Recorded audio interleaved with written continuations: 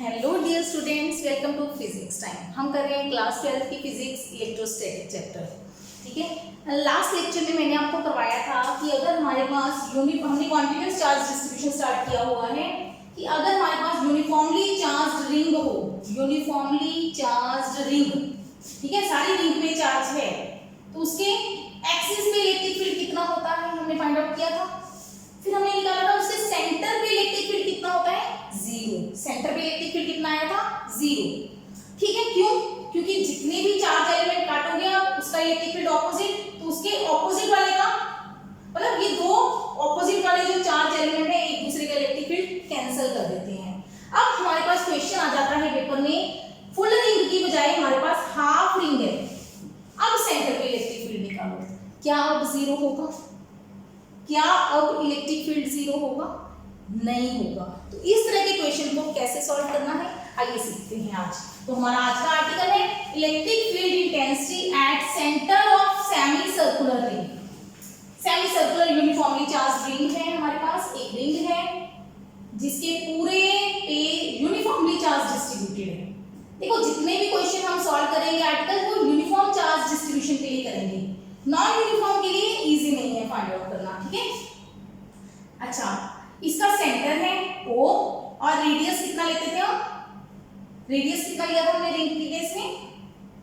R लिया था। चलो R ले लेते हैं। अब क्या करेंगे, कैसे स्टार्ट करेंगे? रिंग का छोटा सा एलिमेंट लेंगे, उस एलिमेंट का इस पॉइंट पे इलेक्ट्रिक फील्ड देखेंगे।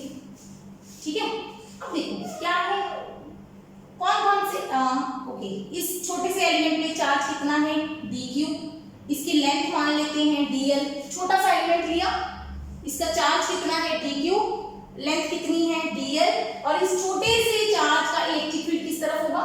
अब ये छोटा सा चार्ज हमारा पिछला आर्टिकल याद है ना, पॉइंट चार्ज की तरह बिहेव करेगा। ये छोटा सा चार्ज किसकी तरह बिहेव करेगा? पॉइंट चार्ज की तरह। तो पॉइंट चार्ज का इलेक्ट्रिक फील्ड क्या होता है? पॉजिटिव चार्ज है अवे फ्रॉम द चार्ज। क्या ये छोटा सा इलेक्ट्रिक फील्ड नहीं होगा? बिल्कुल है ना, छोटे से चार्ज एलिमेंट का छोटा सा इलेक्ट्रिक फील्ड dE। ओके, अब सोचो, अच्छा यहाँ पे एक चार्ज एलिमेंट होएगा, उसका इलेक्ट्रिक फील्ड इस तरफ होएगा, यहाँ पे एक चार्ज एलिमेंट होएगा, उसका इलेक्ट्रिक फील्ड ये होगा। अब हम क्या करें, हम सारे इलेक्ट्रिक फील्ड्स को कैसे जोड़ें?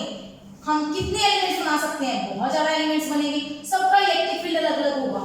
कैसे जोड़ें इनको, कैसे जोड़ें? अच्छा अभी एक अगर देखें इलेक्ट्रिक फील्ड का मैग्नीट्यूड क्या होगा, dE का magnitude 1/4 pi epsilon not dq/r²।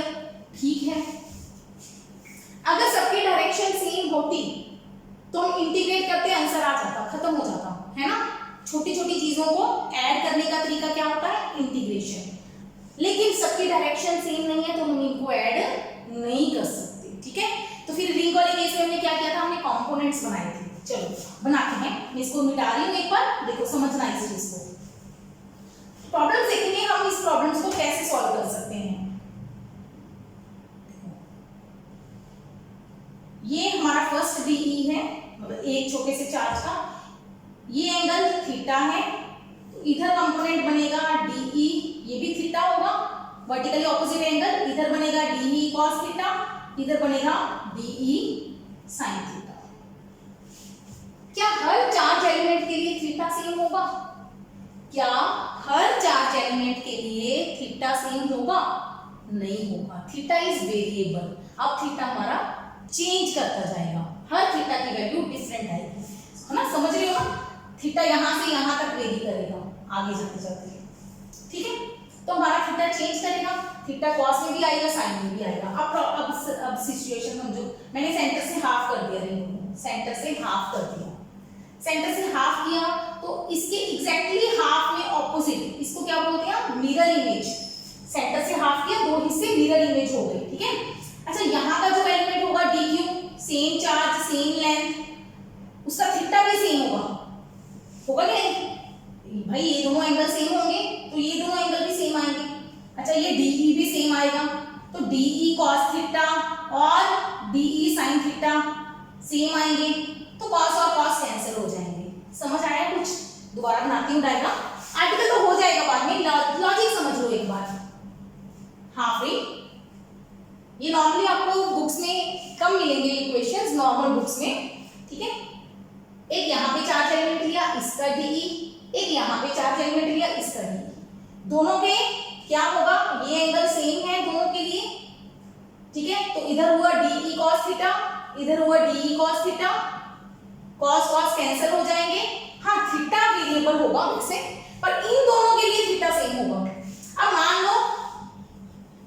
मान लो मेरे चार्ज एलिमेंट यहां ना होके यहां है, एक चार्ज यहां, इसका भी सिमेट्रिक पड़ा है, तो इसका इलेक्ट्रिक फील्ड ये भूल जाएंगे हम। ध्यान दो, दोबारा बनाना पड़ेगा सारा, ध्यान देना। इस चार्ज एलिमेंट के लिए इलेक्ट्रिक फील्ड इस तरफ आएगा, इस चार्ज एलिमेंट के लिए इलेक्ट्रिक फील्ड इस तरफ आएगा।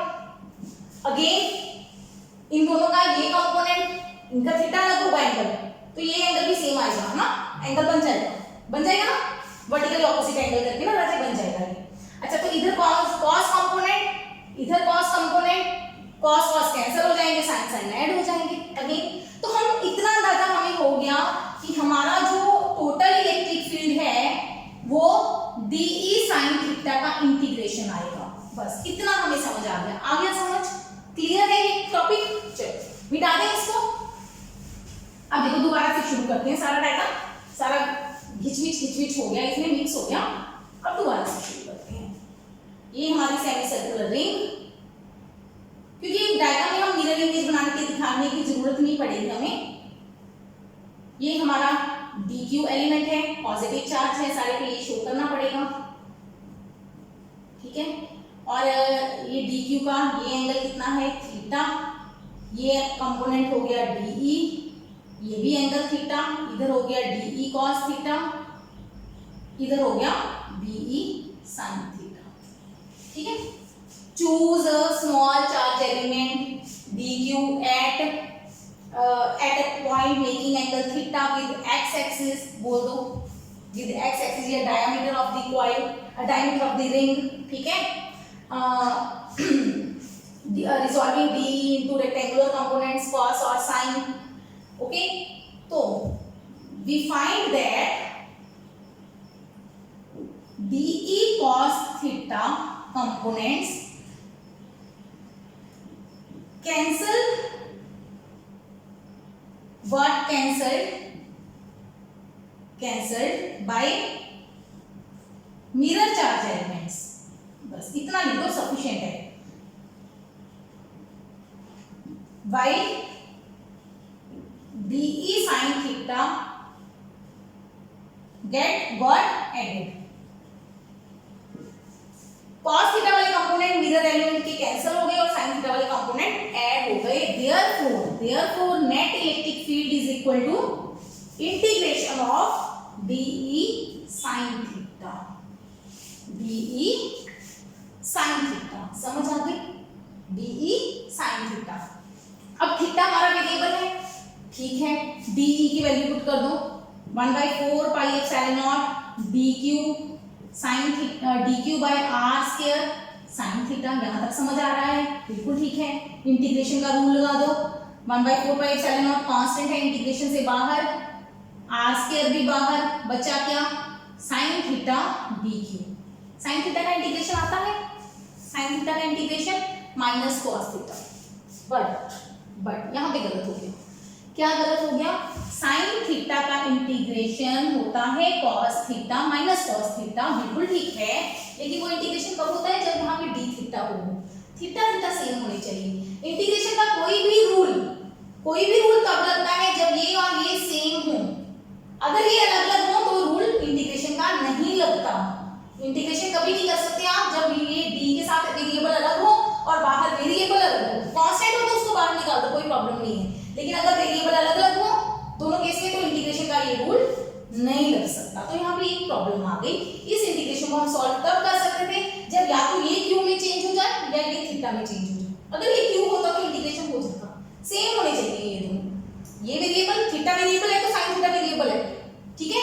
क्यू भी वेरिएबल है हमारा, क्यू हमने चूज किया है ना। डी के साथ लगी चीज हमेशा वेरिएबल है, ये भी वेरिएबल है, ये भी वेरिएबल है। इस टाइप का इंटीग्रेशन आप सॉल्व नहीं कर सकते। तो क्वेश्चन छोड़ दें क्वेश्चन? नहीं बेटा, हम इसको छोड़ेंगे नहीं, हम इसको सॉल्व करेंगे। अब थीटा की क्यू को थीटा में चेंज करके कैसे। नाउ इसको मिटा दें एक बार, मेरे को वो क्वेश्चन सॉल्व करना है। अब एक हम टर्म इंट्रोड्यूस करते हैं, मैंने समझाया था आपको लीनियर चार्ज डिस्ट्रीब्यूशन। अब यहाँ पे एक टर्म इंट्रोड्यूस करती हूँ, linear charge density. Simple density क्या होती है? Mass upon volume. Charge density charge upon volume होगी, बट ये कौन सी चार्ज डेंसिटी है? Linear charge density. तो इसका फॉर्मूला है charge upon length. Charge upon length ये रिंग के केस में भी हम यूज कर सकते थे, बट जरूरत नहीं पड़ी क्योंकि उसमें सीधा इंटीग्रेशन dq का आ गया था, है ना। चार्ज बाय लेंथ ये हमारी ये चार्ज अपॉन लेंथ क्या है? Linear charge density. इसका सिंबल होता है लैम्डा। लैम्डा होता है चार्ज अपॉन लेंथ। ऑलवेज ऐसे एक टर्म आएगी सरफेस चार्ज डेंसिटी, वो चार्ज अपॉन एरिया आएगी, ठीक है। वॉल्यूम चार्ज डेंसिटी आएगी चार्ज अपॉन वॉल्यूम, ठीक है। तीन डिस्ट्रीब्यूशन पढ़ाई थी ना आपको, वो उन्हीं में से एक है linear charge density. Term introduce की है चार्ज अपॉन लेंथ। अब हमारी टोटल बॉडी पे चार्ज कितना है? Q। टोटल रिंग पे चार्ज कितना है? Q। टोटल रिंग की लेंथ कितनी है? अजी ये R है। सेमी सर्कल की लेंथ कितनी होती है? टोटल सर्कल की पाई 2/r, हाफ सर्कल की पाई r, ठीक है। ये हमारे लैम्डा की वैल्यू है। अच्छा, अब हमारे पास रिंग छोटी सी थी, एलिमेंट छोटा सा था, उसकी लेंथ मैंने कितनी मानी थी? dl। तो लैम्डा की वैल्यू dq/dl नहीं आ जाएगी? आ जाएगी ना, बिल्कुल ठीक है। लैम्डा की वैल्यू देखो, total charge upon total length, थोड़ा सा चार्ज बटा थोड़ा सा लेंथ, हाफ चार्ज बटा हाफ लेंथ। जितनी चार्ज लोगे उतनी ही लेंथ से डिवाइड कर दो तो आपके पास आ जाती है linear charge density. And very important, it is constant. It is constant for uniform charge distribution. ये भी इंपॉर्टेंट है, यूनिफॉर्म चार्ज डिस्ट्रीब्यूशन के लिए ये कांस्टेंट है। अगर चार्ज डिस्ट्रीब्यूशन सेम नहीं है, मतलब क्या हुआ? आपके पास एक वायर है, यहाँ पे चार्ज ज्यादा है, यहाँ पे चार्ज कम है, तो ये लैम्डा कांस्टेंट नहीं होगा। सोचो ना, इतने सा लेंथ पे 4 चार्ज हैं, इतनी लेंथ पे 2 चार्ज हैं, तो लैम्डा कांस्टेंट नहीं होगा। पर हमारे पास क्वेश्चन कौन सा है? यूनिफॉर्म चार्ज डिस्ट्रीब्यूशन का, तो हमारा लैम्डा हमेशा क्या रहेगा? कांस्टेंट। तभी मैंने बताया था स्टार्टिंग में कि जितने भी हम इलेक्ट्रिक फील्ड के फॉर्मूलाज करेंगे वो यूनिफॉर्म चार्ज डिस्ट्रीब्यूशन के लिए करेंगे। अगर आपको कभी क्वेश्चन आ जाए यूनिफॉर्म मेंशन ना हो तो वहां पे ये फॉर्मूला मत चिपका देना, ठीक है। वहां पे कुछ और लॉजिक सोचना। चलिए, अब हमारे पास dq की वैल्यू आ गई लैम्डा dl। ओके, कर दें यहाँ पे चेंज। मैं मिटाऊंगी दोबारा इसको, लैम्डा बाहर आ जाएगा, कोई प्रॉब्लम नहीं। dl फिर भी इंटीग्रेशन कर सकते, इसका मतलब इसका अभी मुझे फायदा नहीं है, अभी इसको dq रहने देंगे। आधा काम हो गया, dl में आ गया। अब हम dl l की वैल्यू निकालेंगे। हमें थीटा में चाहिए, तभी हम इंटीग्रेट कर पाएंगे, नहीं तो हम इंटीग्रेशन नहीं कर पाएंगे। Very important. अच्छा, dl के दो एज पॉइंट्स है ना a b, मैं उनको इस सेंटर से मिला देती हूँ। अच्छा, ये एंगल क्या हो जाएगा? b theta. ये एंगल क्या हो जाएगा? d थीटा, ठीक है। छोटा सा एंगल, ये थीटा है, ये छोटा सा एंगल d थीटा। तो angle is equal to, angle की डेफिनेशन याद है? Arc length upon radius. Angle कितना हुआ? d theta. आर्क लेंथ क्या हुई? dl। रेडियस क्या हुआ? r। तो मेरे पास dl की वैल्यू क्या आ गई? r d theta. बन गया काम, हो गया काम। इसका मतलब dq क्या आ गया? Lambda r d theta. ये समझ आ गया तो क्वेश्चन आपका हो गया, खत्म। खत्म, इजी, खत्म, ठीक है जी। क्लियर है? Any doubt? Correct. Lambda r d theta. Lambda constant है, बाहर आ जाएगा। r भी कांस्टेंट है, बाहर आ जाएगा। अब दोनों चीजें बाहर आ गई, लैम्डा भी बाहर, r भी बाहर। इंटीग्रेशन आ गया sin थीटा d थीटा।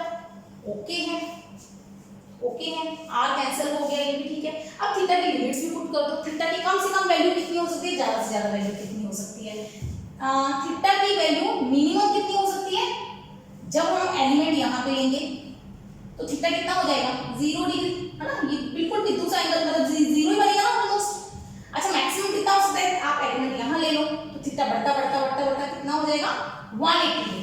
तो थीटा की वैल्यू 0 से 180 डिग्री चाहिए।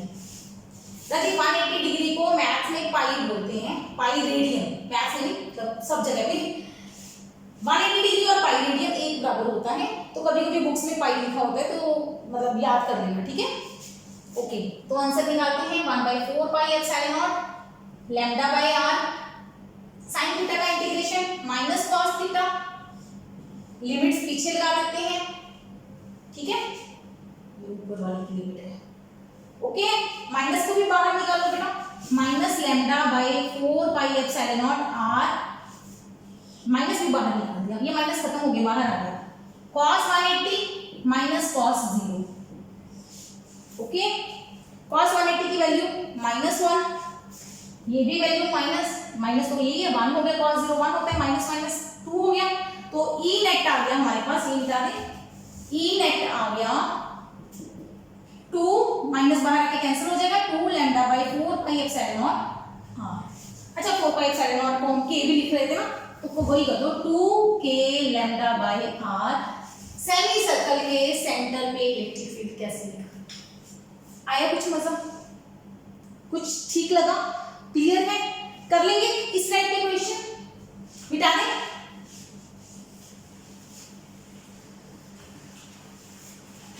समझोगे तो बहुत अच्छे कॉन्सेप्ट्स हैं, बहुत इंटरेस्टिंग चीजें हैं ये, ठीक है। अब मेरे पास सेमी सर्कुलर रिंग होने की बजाय सेंटर ऑफ सर्कुलर आर्क है। अब अगली प्रॉब्लम आ गई, अब सर्कुलर आर्क है, अब क्या करें, अब हमारे पास पूरी हाफ रिंग ना होके रिंग का एक हिस्सा है जिसपे वही पूरा क्यू चार्ज डिस्ट्रीब्यूटेड है, और वो रिंग का कितना पार्ट है, इतना पार्ट है कि जो हमारे रिंग के सेंटर पे कितना एंगल बना रहा है, अल्फा, मतलब पूरी रिंग का उतना हिस्सा लेना है कि ये सेंटर पे एंगल हो जाए अल्फा। अगर हाफ रिंग हुई तो अल्फा की वैल्यू 180 हो जाएगी, अगर क्वार्टर रिंग हुई 1/4 हिस्सा तो सेंटर पे कितना एंगल बनेगा, 90 डिग्री, ठीक है ना। अगर 1/4 हुआ तो जितना भी हुआ अल्फा पे डिपेंड करता है। अब हम इस टाइप के लिए पहले इलेक्ट्रिक फील्ड फाइंड आउट करेंगे। सबसे पहले स्टार्ट करते हैं वही चीज, लैम्डा हमारा क्या होगा, charge on length, total length, total length कैसे निकालेंगे, अल्फा से, अल्फा क्या है, एंगल, ये चीजें लिख रही हूं, इसको मैं मिटा दूंगी बाद में। अल्फा क्या होगा, alpha arc length by radius, arc length L, radius R, तो एल की वैल्यू आ गई आर अल्फा।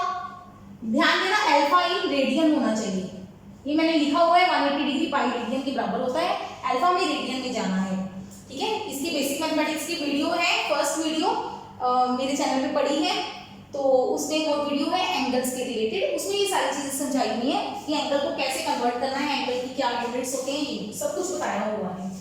तो हमारे पास लैम्डा की वैल्यू आ गई Q बाय आर अल्फा, ये क्लियर है।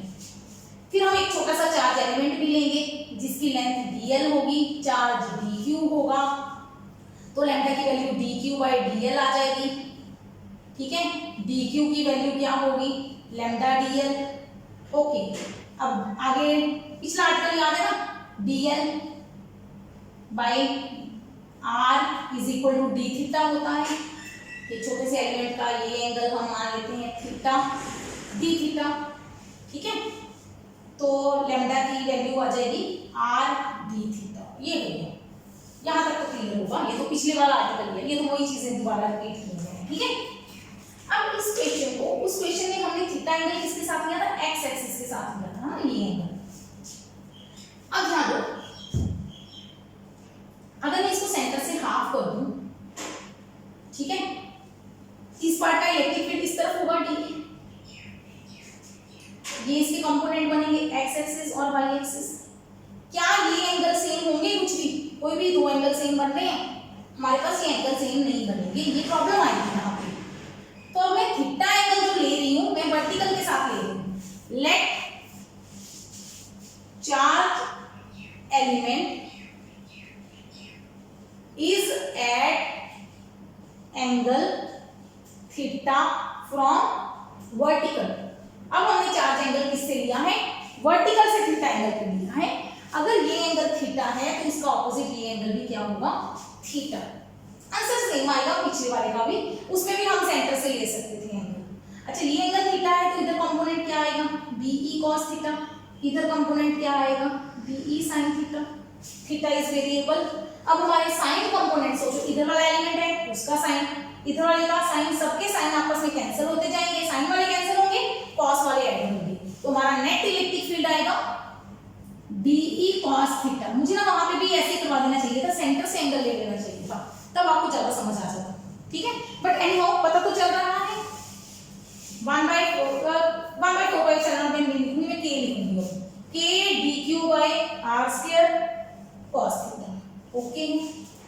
k constant, r² constant, cos theta, dq की वैल्यू पुट कर देते हैं, lambda r d theta cos theta, lambda r बाहर, एक r कट जाएगा, k λ/r integration cos theta d theta. यहाँ तक तो समझ आ रहा है।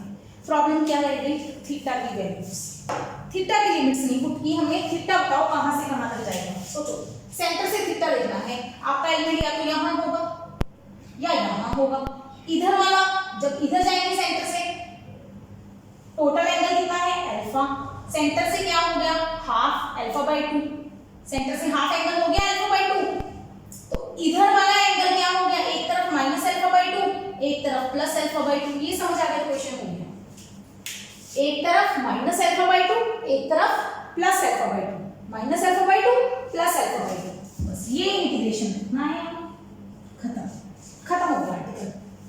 कर लो इसको solve, k λ/r cos theta का इंटीग्रेशन क्या होता है sin थीटा, डेरिवेटिव माइनस होता है, इंटीग्रेशन प्लस होता है, माइनस अल्फा/2 टू अल्फा/2, कर दो put, k λ/r sin alpha minus sine minus alpha, ठीक है।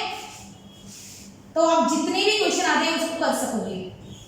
साइन अल्फा/2, साइन के केस में ना, अगर साइन ऑफ ये ट्रिग्नोमेट्री है, माइनस थीटा हो तो वो माइनस साइन थीटा होता है, माइनस बाहर आ जाती है, अगर ये कॉस माइनस थीटा हो तो वो कॉस थीटा ही रहता है।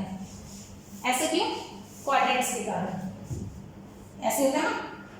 आफ्टर स्कूल टू कॉलेज, इधर साइन होता है इधर कॉस होता है, माइनस का मतलब है ऑपोजिट एंगल, वैसे एंटी क्लॉक जाते हैं या क्लॉक जाओ, उल्टा जाओ क्लॉकवाइज, तो ये नेगेटिव एंगल होगा, क्लॉकवाइज जाएंगे तो नेगेटिव एंगल आएगा, देखो ना क्लॉकवाइज गए तो नेगेटिव एंगल लिया ना हमने माइनस अल्फा/2।